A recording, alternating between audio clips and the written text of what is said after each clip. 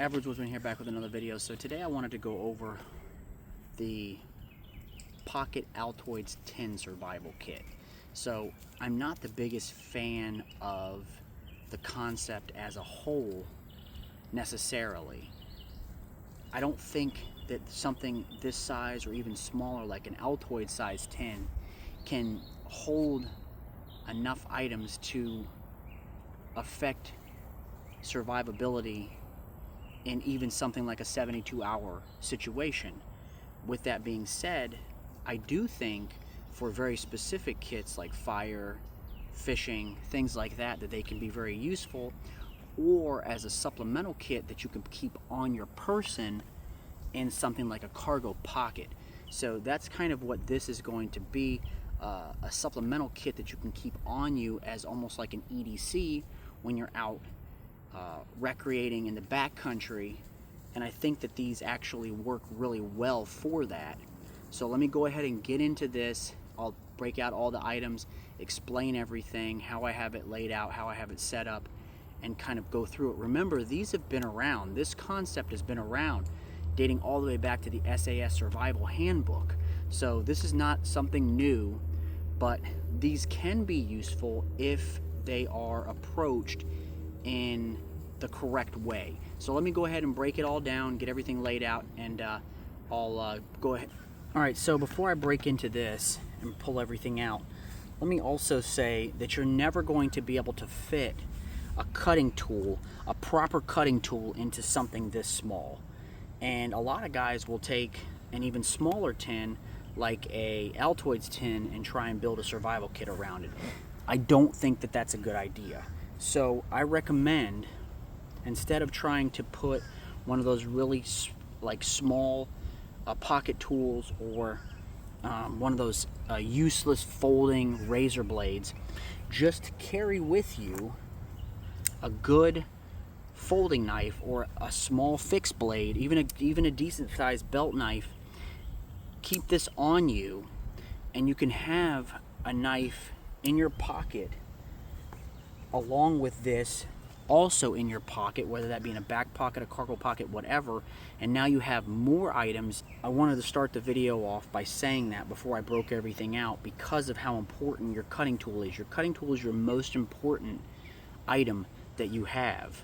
So don't skimp out. Don't try and fit something really small in here that's going to be completely useless. Carry that on your person with you, so that way you can have that along with this supplemental kit in your pocket. So these are all the items laid out that were inside of this tin right here. So the reason why you'd want to carry a tin instead of like a plastic container for something like this is because in an emergency, you could always poke a hole in this and use this to char material, whether that be, you know, cotton or some sort of punk wood, whatever you find out in the fields. You could always char material in this, and for that next fire mentality. So carry a tin. Also, in an extreme emergency, if you absolutely had to, you could boil water in this. I wouldn't recommend it, but you could do it, because this tin with water in it could be placed over the fire. So right off the bat, on the outside, I had two Ranger bands, two heavy-duty Ranger bands. These are multifunctional. They can be used for a multitude of things. Ranger bands are good to carry in your kit regardless, so that's why I have two on the outside. This does have a small gasket inside to seal it, but the Ranger bands on the outside help keep it secure so it doesn't open. I have just a heavy-duty Ziploc bag. This is actually for the Catadine water purification tablet. So I have two Catadine water purification tablets. So I have a heavy-duty Ziploc bag here, so I can put that water in there, add a purification tablet.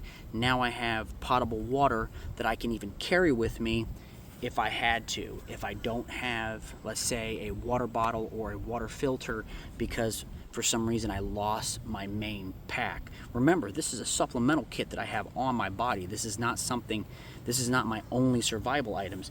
This is for an emergency, and I lost my main kit. For some reason, I got separated from my other gear, or maybe my vehicle, or something along those lines. So Also, I have just a couple of wet wipes. These are not going to be, you know, first aid items. These are for hygiene, but they can be used for other things. So carrying something like this, they don't weigh anything, they don't take up much room, and they're really useful. I have some stormproof matches along with some Tender Quick tabs in here for fire. I have a Bic lighter with some Gorilla Tape. I also like, if you guys have been watching me for a long time, you have seen these on all of my Bic lighters.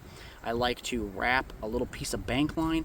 There's a technique you can use if this gets wet where you can shake it really hard and blow, shake really hard and blow to get this lighter back in action if it were to get wet. So the duct tape is multifunctional, and you can never have enough duct tape. Just a card with some more duct tape wrapped around it. Duct tape is so multifunctional and so useful.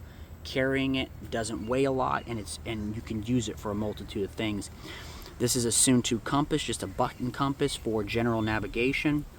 I have a small ferro rod here, and then inside here I have fishing line, fishing hooks. I have bank line, and then I also have some braided fishing line in here. I want to say this is either 40 or I think 40-pound test or 60-pound test.